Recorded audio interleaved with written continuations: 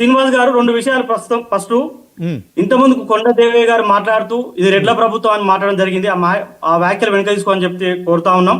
అలాగే టిఆర్ఎస్ ప్రతినిధి రామ్మూర్తి గారు మాట్లాడుతూ మా బీసీలని కాంగ్రెస్ ప్రభుత్వం అవలోకన చేసిందని చెప్పి మాట్లాడుతున్నాం. ఆయన విజ్ఞతకే వదిలేస్తున్నాం. ఆ మాటని వెనక తీసుకోవాలని కూడా చెప్తా ఉన్నాం. ఈ నోటికి వేస్తుంది మాట్లాడి ఏం చేసిన మీ తెలంగాణ సమాజానికి మీ దేశానికి మొత్తం మీరు చేసిన ఘనకార్యాలు మొత్తం తెలుసు మాకు. సోయానా నీ కేసీఆర్ కూతురే చెప్పింది 10 ఏళ్ల కాలంలో సామాజిక న్యాయం నెరవేరలేదు, ఎవరికి వాటా దక్కలేదు, అన్యాయం జరిగింది వర్గాలకు అని చెప్పి ఆమె గొంతెచ్చి మాట్లాడుతుంది. ఆ చర్చ మరోసారి మాట్లాడుకుందాం, బాగానే ఉన్నది.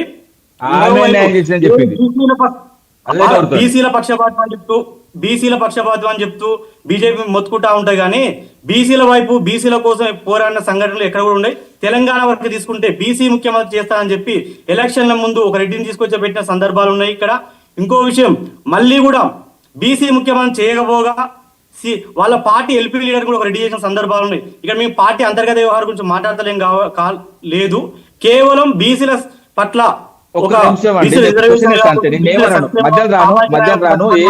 కాంగ్రెస్ మిత్రులు ఒక క్వశ్చన్ అడుగుతా, సమాధానం చెప్పాను. బీసీలకు వస్తుంటే అడ్డం పడ్డది ఎవరు అని అడుగుతున్నారు.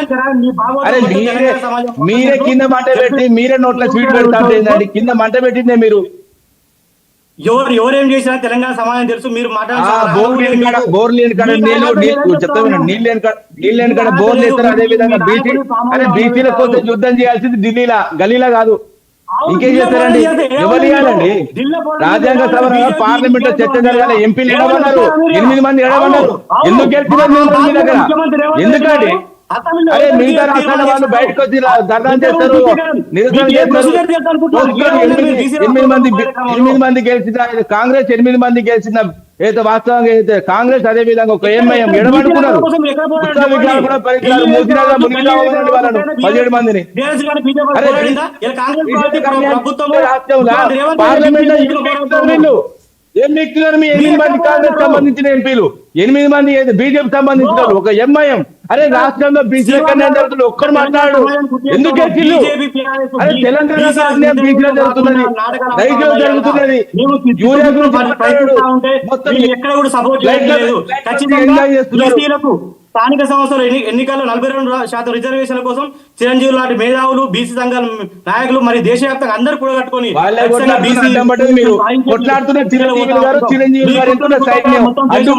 కాంగ్రెస్ పార్టీ ఎన్నుకున్న సైన్యం, సర్పంచుల సంఘం అధ్యక్షుడు మొన్న, సర్పంచుల సంఘం సంబంధించిన సప్తారెడ్డి మొన్న, అదే విధంగా ఈ రోజు అయితే మాధవరెడ్డి అడ్డం ఒక నిమిషం బాగండి. నేనేమంటున్నా, కాళ్ళల్లో కట్టెబెట్టి పడేసి ఇంకా మళ్ళా వేరే కట్టబెట్టిందే మీరు బీసీలను. మీరు మాట్లాడే అర్హత లేదని చెప్తా ఉన్నాం. కవితను అడుగు, మీరు అరే మాకు అర్హత ఉన్నది భాయ్. తెలంగాణ కోసం కొట్లాడినాం, తెలంగాణలో బీసీల సంక్షేమ కోసం చేసిన 34% తీసుకొస్తే అడ్డం పడ్డోళ్ళు మాట్లాడుతుందండి. మీకు లేదు, అడ్డం పడ్డ దుర్మార్గులు మీరు.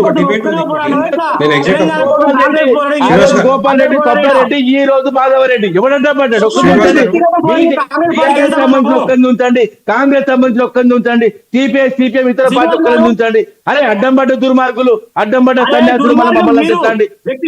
పార్టీకి సంబంధం ఎలా చిత్తశుద్ధితో పోరాడుతున్న కాంగ్రెస్ పార్టీ ముఖ్యమంత్రి రేవంత్ రెడ్డి గారు కాంగ్రెస్ పార్టీకి సంబంధించిన సర్పంచుల సంఘం అధ్యక్షుడు గోపాల్ రెడ్డి అడ్డం పడ్డాడు.